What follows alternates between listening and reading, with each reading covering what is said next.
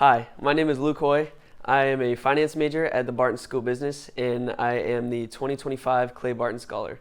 I'm Bella Kilman, and I'm majoring in marketing and international business with a minor in management at the Barton School of Business, and I'm the 2023 Clay Barton Scholar. So thinking about your involvement in high school, what prepared you for the competition?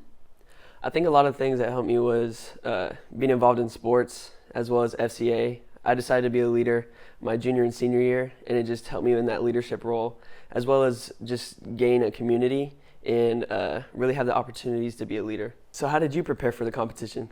I think to prepare for the competition, I really used the community and network that I had at the high school. So like Mr. Mosley, who was our business teacher, I used him a lot, and I asked him, how can I interview better? What kind of questions should I expect? And granted, none of the questions that I was ready for, I was asked. I was asked like, what song gets me on the dance floor? And I was not prepared to answer that.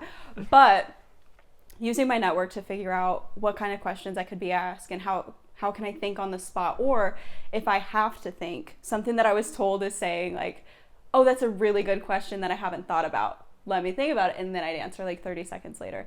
So when they walked into your business class with the big check, what was kind of going through your head? Well, I was pretty hungry at the time, so I was just thinking about what I was going to eat next, to be honest. And Right. yeah, but then I was like, oh my goodness, why is my whole family here? Why is my mom here? Yeah, and then I see Rainey with a big check, and I was like, I think I know what's going on. Okay.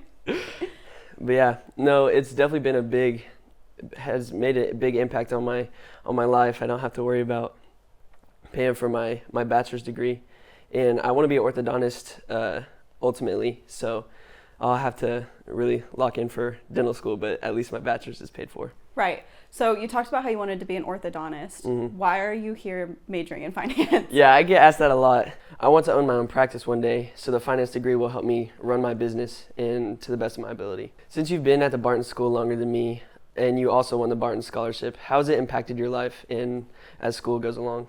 So I think when I first got to college, it really impacted it in that I knew a lot of the staff because they were judges at my competition. So I was pretty connected with like Cass and Rainey, and they just made me feel comfortable with the other staff and comfortable enough to go and get involved. And then more than that, whenever we were competing, we actually had organizations on campus come and talk, like SEAL. It used to be SEAL, it's now Student Engagement and Belonging. So because of that, I felt comfortable enough to get involved from the get-go because I knew that there were opportunities here. So I think that's how it's impacted me, is just the way that I first got here, and now I'm involved on campus and I feel comfortable enough with the staff to ask for help or for resources or for anything else. And I think it all stemmed from the competition. Yeah, I think obviously everybody talks about the $50,000 that you've won, Right. but nobody talks about like the networking that you gain from it. Yeah.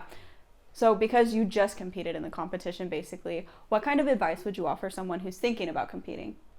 I would obviously say dress to impress. I felt like when I dressed nicely, then I was more confident with myself, as well as just be yourself. I think when people try and be someone that they're not, then it gets them in their head, and then they don't perform as well. They're performing to win and not just for the experience. Right. Do you have any different advice that you would give? I think I have two big pieces of advice, and one of them kind of overlaps with you. But first of all, I would say just go for it. I mean, the literal worst they can say is that you don't move to the next round. And it's just via email, and nobody will think that hard about it.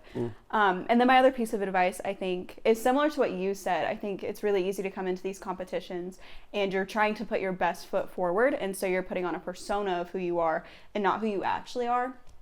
And I think the judges and myself and the other scholars, we look for people who are authentic, that we can have conversations with, and it doesn't feel like you are competing for a scholarship, but that you're a human being as well. Exactly. So I think I would say just be yourself when you're here. And I know it's hard to do that, but we're really not looking for something specific. We're just looking to get to know you as a human. So we found out the morning of our finalist competition that not only was there a $50,000 scholarship on the line, but that 7 finalists also get $20,000.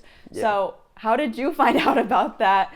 And like, when did you find out? Rainey called me and told me that I had won $20,000, and I was very relieved because it kind of alleviated some of the pressure to win the $50,000 since only one person wins it.